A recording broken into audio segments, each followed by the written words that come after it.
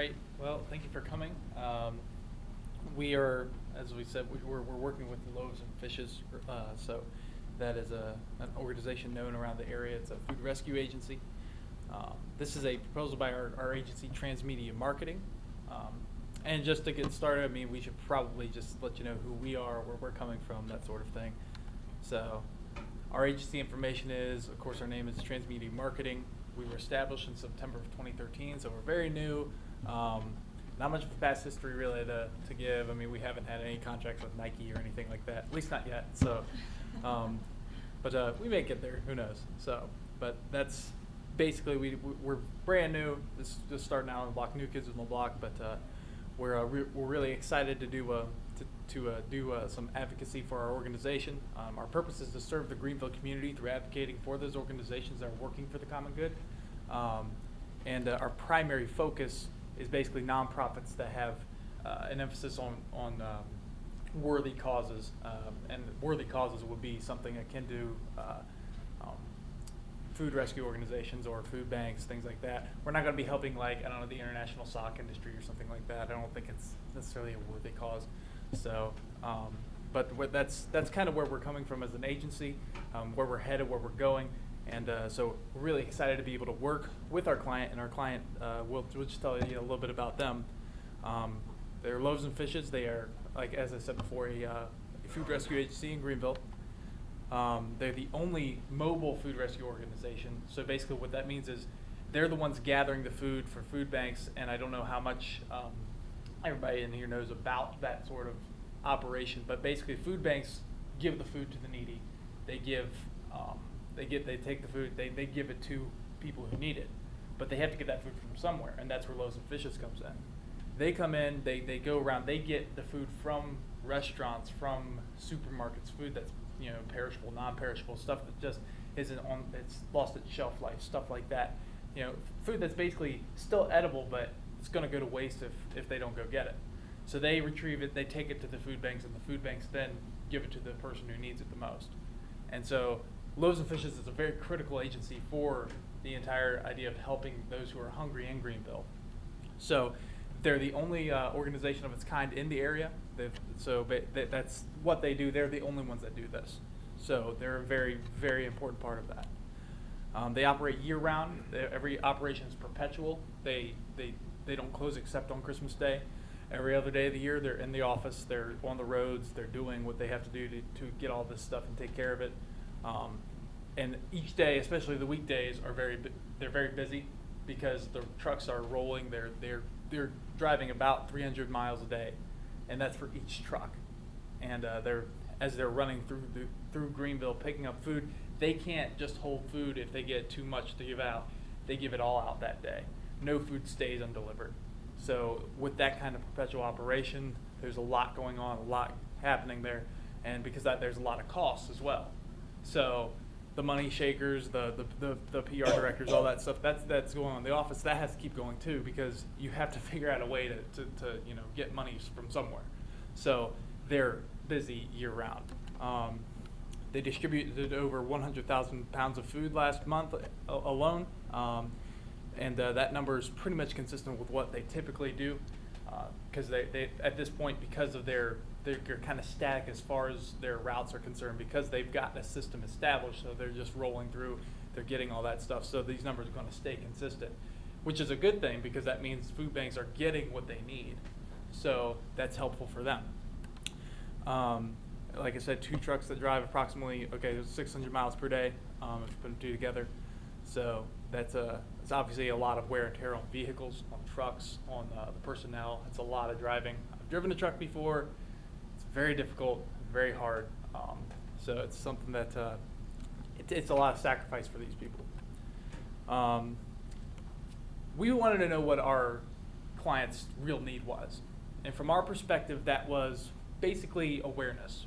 Because we were talking to them, when we did our initial interview, we were kind of talking to them saying, what's the deal here? What do they need? And they mentioned that they were not, the only things they had were like a brochure, and they wanted to update their brochure. So the sense we got at first was kind of like that was their main focus, was they just wanted people to know who they were, what they did, to be aware of the problem of hunger in the community. So with that in mind, we started researching. We went to Food Bank of the Rockies in Denver, Colorado. Megan did that particular research. She was working on that and found something that as we're looking for these different things, we're thinking awareness, but we also want to raise and have an event that we can, do that with. So we kind of started looking for different agencies that had done it that were similar to what Loaves and Fishes does.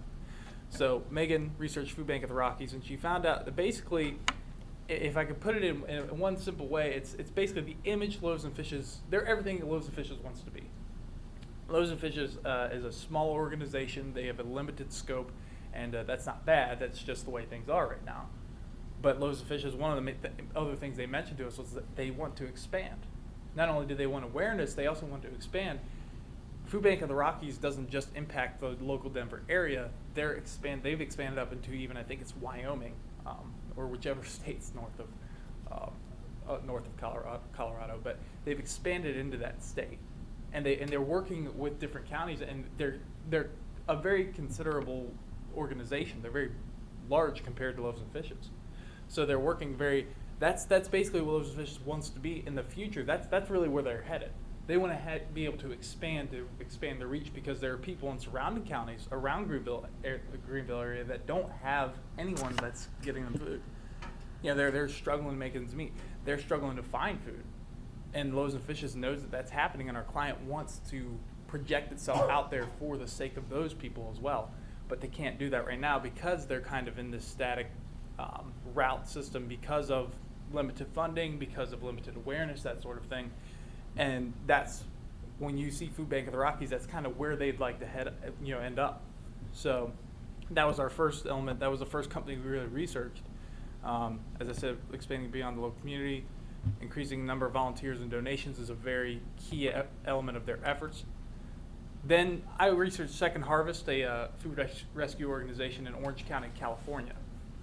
And basically what we found that they did there is they did an event called a No Lunch Lunch. Now this is an event, a meal where they plan it. It's for their donors, basically. It's not really necessarily something that they mean as an awareness campaign, but it's something that they do primarily for their donors as a thank you.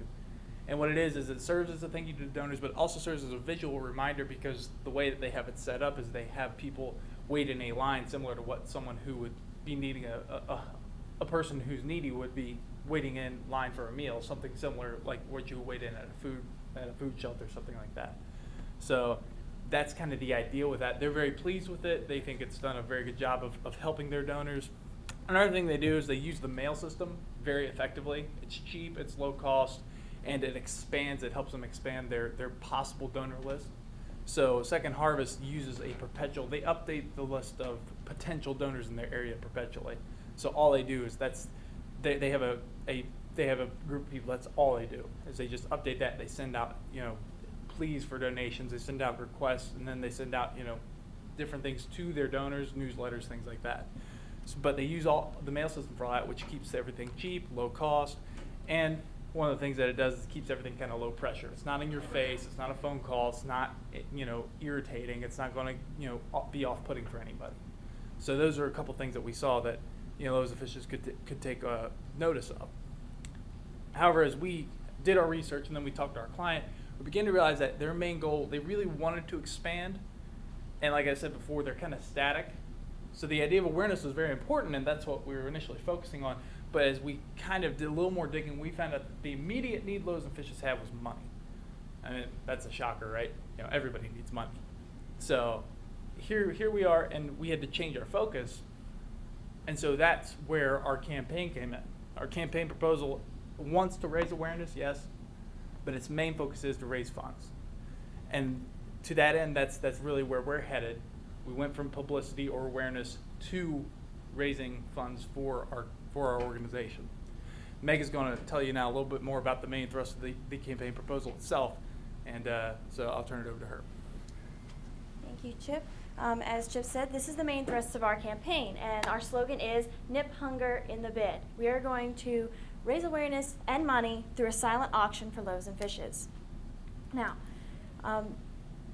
what we need to do is we need to raise funds, and to raise these funds we set a goal and a number, and that number is $75,000. Now, it seems like a high amount of money, like a lot of money, at least it does to me, But it is doable and it is what is needed, simply because we want to raise this money to buy a new truck. And a new truck for them is going to cost around $50,000. So we want to be able to buy a new truck with that money, but we also want to be able to help alleviate financial constraints because they have 2 trucks. They each run 300 miles a day. So with that running, you can imagine gas payments and upkeep of those trucks. That's going to add up after a while. They also want to expand. So to expand, the truck comes in, and also they're going to need some like flyers and things to put out to help other people get aware, the legwork to do this. That'll all be included in the $75,000. And ultimately, this is just going to go help feed the hungry.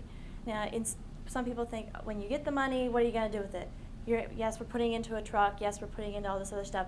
But ultimately, it's going to end up going back to feed the hungry, to go back into the community. So it's not like we're keeping the money, or they are keeping the money.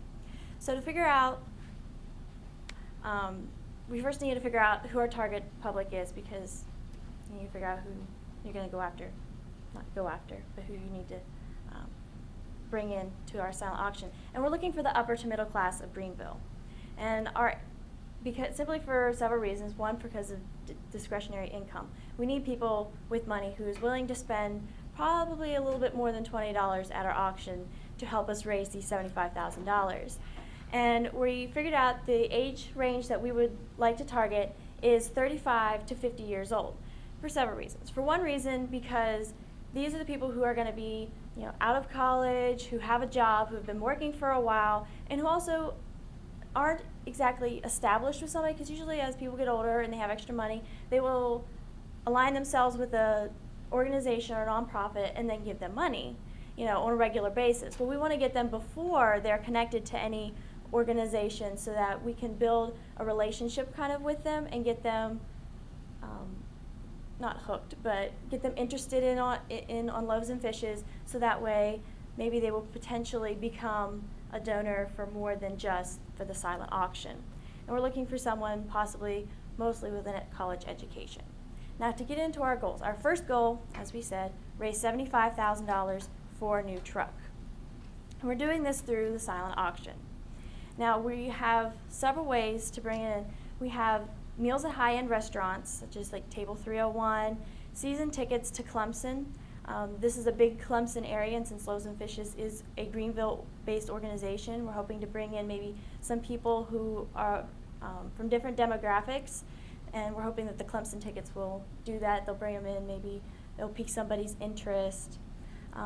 Like I said, the donations from the local restaurants, the Bonefish Grill and Sobeys, we actually talked, I believe Chip talked to some of the restaurants, and there was one that was willing and actually worked at Loaves and Fishes at one point in time. But the big thing is the floor grant.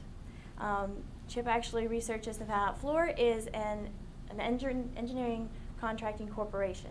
And it's in Greenville, but it's not just in Greenville, it's nationwide. So this is a big company, it's a Fortune 500 company, and they actually give grants to organizations and nonprofits like Loaves and Fishes. So we're going to request a grant from them for $20,000. And it seems like a lot, but even if they do not want to give us the $20,000 and they shoot lower, it is still a benefit to us, because it's going to help cover the cost of the auction and food, and Chip's going to come later and show what our budget is for that. And it's also going to draw in sponsors, simply because if you have somebody with the name of Floor who is nationally known giving money to Loaves and Fishes, it'll hopefully bring in other people in the area, say, okay, so this person is giving them X amount of money, so maybe I'm interested in getting this. It'll help give us a little bit more credibility if we can get a grant from Floor. Our second goal is to add 25 new donors. Now, we have several donors that are consistent, but we need to bring in more. We need more than just the people that are going to be at the auction. We need to have people being consistent with donating money. And we're going to accomplish this by announcing the details of the auction to the volunteers through social media. So that'll be like the first thing that we get on. So if the volunteers know what we're doing, they can get on it and they can share it on their Facebook page, they can share it on their Twitter, so that way the word will get out a little bit faster. So if we go through the volunteers, hopefully the word will go pretty quick. We're also going to send out press releases This will help publicize the event, simply because hopefully if we get the floor grant, that'll be something newsworthy, and we want to be able to bring in as many people as possible, so press release is a great way to do this. We're also going to invite Greenville celebrities, like politicians, and one of our hosts that we're planning is to contact Mike Gallagher for 2 reasons: for advertising, and he's a celebrity. Hopefully to bring people in, to draw them, get their attention, be like, hey, Mike Gallagher's going to be there. So maybe that'll be a reason for them to come. And also, he is a radio talk show host, so he can actually, through his radio station, publicize for us then. And this is all just to expose Loaves and Fishes, because if you can get high-end people to come and to talk about it, it's going to end up being more newsworthy, and people more likely hear about it. Now, Bruce is going to come and wrap it up with the budget and the timetable. Now, since our client couldn't come to this event, this was aimed mostly at them, so I'm going to go ahead and blaze through it, but I will cover all the details. And Tess, I will send you the PowerPoint. The venue cost for the entire auction is going to cover about $2,950, but that's including the venue rental, the food, the coffee baristas, and the Lewis Auction House, which will run the auction.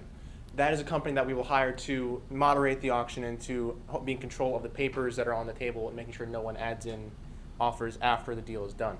They are mostly going to be covering the coverage of the cost by 25%, but with our floor grant, that will cover the entire auction and probably a lot more. And I don't mean to step on any toes, but Tessa actually told us during one of our interviews with her that she could turn $1 donation into $11 worth of food. So anything over the $3,000 we'll be getting for this auction will probably either go straight toward the truck fund or towards giving out food to the community, which is a big opportunity for them. They're not going to have that much money to spend with besides this floor grant. But our timetable is designed to be very flexible. We have made it so you can do it any time of the year as long as it's a 4-month span for planning. It's very simple but very complex as well. It's easy to adjust, so you could easily start in April and finish it in October, as long as it's a 4-month span. I think it's a 4-month span, but yeah. So we made it very easy for the client to adjust. We have our manuals over there. We're giving one to Tessa as well. Our evaluation plan, how we're going to find out how this worked, the amount of money raised, and basically the results of the auction. The volunteers that will be joining the Loaves and Fishes Corporation, and our social media coverage, because you can easily track that via analytics and other such things as the internet allows. And it'll be easy to see our success in this event due to the numbers that will be increased by this.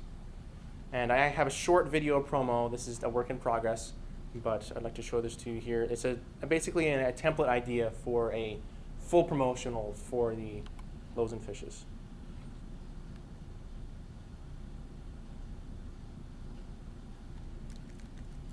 Sorry, just give me 1 second. That's not my password.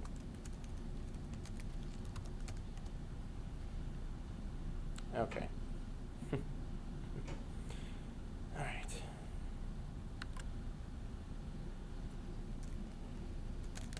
Everyone can see my email address.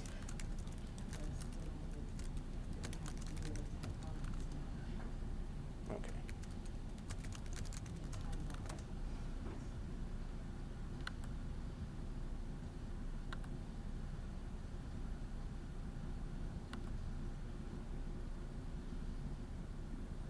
Let's see if the Wi-Fi will load.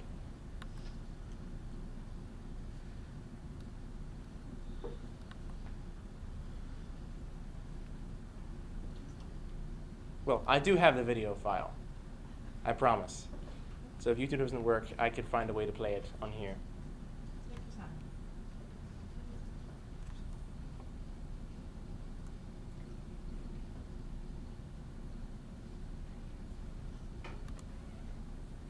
I hate technology sometimes.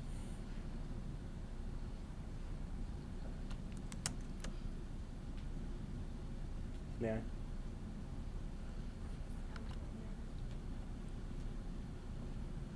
One thing, if I could just contribute one little thing. One thing about Loaves and Fishes that we've learned, as was mentioned, Bruce just mentioned about their ability and the resourcefulness to take $1 turn to $11 worth of food. The the large organizations, I think it was Second Harvest that I researched that had this number. They had this. They were comparing it, and they said, you know, we take $1. Let me turn to $1 food. I mean, Second Harvest is a huge organization. And my first thought when I saw that was, well, if that's what they can do, what is Loaves Fishes capable of? They have the same resources. Because apparently their money jugglers there at Second Harvest aren't nearly as capable as some of those fishes are. And that to me was something about our client that was very impressive. The fact that they can drag that kind of funding, they could take limited funding and stretch it so far. And I think if they're given, you know, if they were without this proposal and do this, even if they made 50% of what we project, that's still going to help them tremendously. And that's something that I felt was very great selling point for them, even on a donor front, because you don't feel like you're making money with this. You can say, I'm giving $3 up, that's basically like giving $13 food. Chip and Megan, well, versus Take Care Technology. Did you ever consider the time value and how much time it would take? I know you have your timeline, but have you considered how many man hours it might take to put an event like this on? And if not, how many on the spur of the moment? Well, I know that we're doing it at the Zen, and I know that all we have to do is give them the stuff they set up and tear down. We just bring in and take out.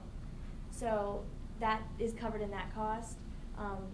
The other, it would probably be, you probably have to reach out to the entire volunteer base, I would say.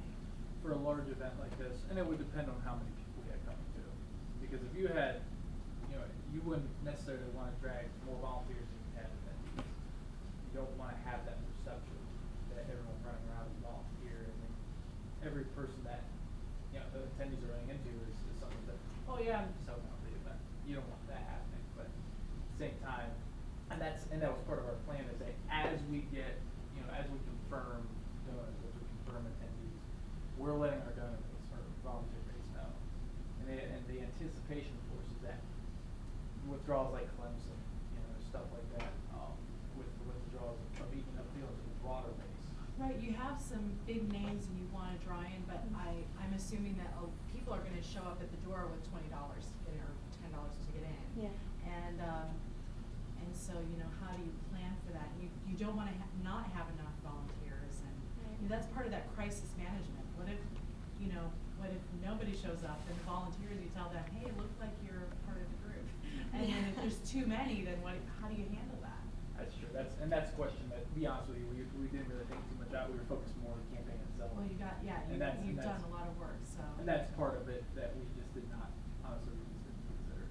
So. And that's the actual execution. So if Loaves and Fishes, you know, may want to bring you in as a temporary intern or something, say, hey, can you put this on for us?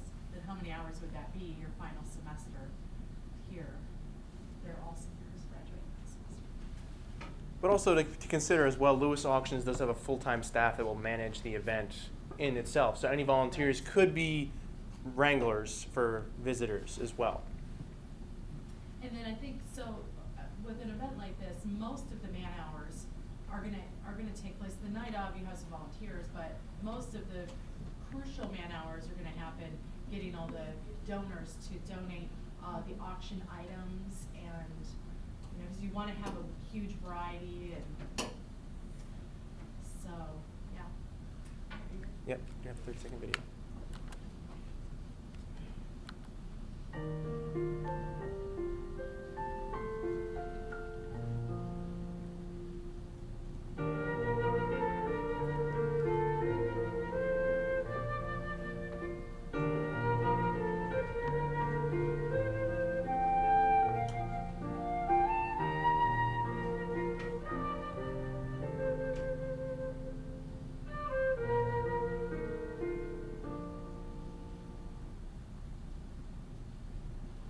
As I said, it's a work in progress. I was hoping to focus more on the community side of the community rather than just the pictures that I have of them. But I will be producing a video for that in the event that the campaign will actually be executed. And that video could really just be directed at volunteers. Mm-hmm. Help us volunteer. I I mean, that was Mhm. perfect, because it showed people happy about volunteering, so. That was my goal for that, yeah. What? That was my goal for that, to show what they had as of this Right. point, and then I'm gonna show what they need. I felt like you kind of rushed through the evaluations. Are you done? Yes. That's it. Bruce, could you tell me a little bit more, you might even want to go back to that slide about the evaluations. And, tell me, you mentioned social media, but how else are you evaluating your campaign? Well, it's mostly gonna be evaluated by the success of the auction. Even if we do raise if we raise like $100 from the auction, it could still go towards the community. So anything above maybe like $10 or $15 is a success in and of itself, because as we mentioned several times, Tessa can turn $1 into 11.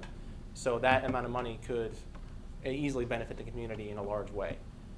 But the goal is 75,000. Yes, So success is 75,000. true.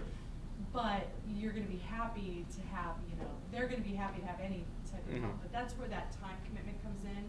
If they're spending, 40 hours preparing for this, there's a value, time value in that. For those of you who've taken economics, I'll let Dr. Hutton know that I mentioned that today. But yeah, so the goal is 75,000, but then what would you be satisfied with? Certainly not 10. Oh, no. But that's also including with the floor grant as well, because that money can go towards anything, anything they And I think the need. floor grant was $20,000 you're Yeah, asking? minimum. 10,000? And even if we didn't get 20,000, as I think Megan said this, but even if we didn't get that, like my understanding with those is we aim high, because Yeah. they're giving the money. They're saying, here's the request. It's a 3-page letter with 2 to 3 pages, I think, what they said. Write that thing. You just ask for it. You give your little pitch. You say, hey, whatever. And for an established organization, nonprofit organization like this is, I think that they would, Jason, don't you think that's the kind of organization they want to help the Y elected officials? I think they actually mentioned in their letter, didn't they say that they actually focus with food banks as well? Actually, yeah, that was what caught my attention, because I went to look for Oh. BMW and Michelin, and they don't sponsor. Interesting, we didn't mention. Probably should have. They don't sponsor one-time events. They only sponsor, like, if they're going to donate, they're going to put their name on something consistently, which is understandable. Well, like a truck. Right. That's I guess. That's their. That's their prerogative. I went to Florida because I knew that was the only electric company in Greenville. I had no idea they were a defense contractor. They work with military and things like that. So, but when I got to when I got to looking up because I saw a floor grant, I was like, oh, that's interesting. And I was looking at the organizations they would consider that for. They specifically said like food banks, things like that. Okay. It was How much it was more their they would main pay for that. prerogative, yeah. So it was specific. It was something that was wide open, and to me, that's the home run to it right there. One thing we actually planned on doing was inviting BMW and Michelin representatives, not asking them to donate, just inviting them to the event, because my thinking is that if you're considering expanding and you want to expand your donor base, why not bring those aboard? Why not let them because they may not even know those officials. So you just invite them to do that. You don't even ask them for anything. You just say, hey, come on out, check us out. And that, as we did that, the idea was if they get in there, they're more likely to see it and they'll say, hey, these people are doing something, and to see a floor grant, or even, let's say we don't get 20,000, we only get 10,000. People are going to see that and say, wow, they got $10,000 grant, they mean business. And this sort of thought process kind of gets people who work for larger corporations saying, okay, they're not, and the credibility is established from there. There it is. What about evaluating media, television, and radio? Because you mentioned that was a tactic. How will you evaluate whether you're successful in that or not? I think it'd be mostly on the coverage, because I know we are going to be we actually having a full appendix of our TV and radio staffers will be inviting to the event, and they will cover it themselves. So I think we can judge that by the amount of viewers or at least the demographics that watch the TV show, and we'll see that, because it's a very wide base in Greenville. Because if we get, for example, like John Cesarich to come to the event, people are going to watch it just for him, to be honest. It is pretty popular. Yeah. Anybody else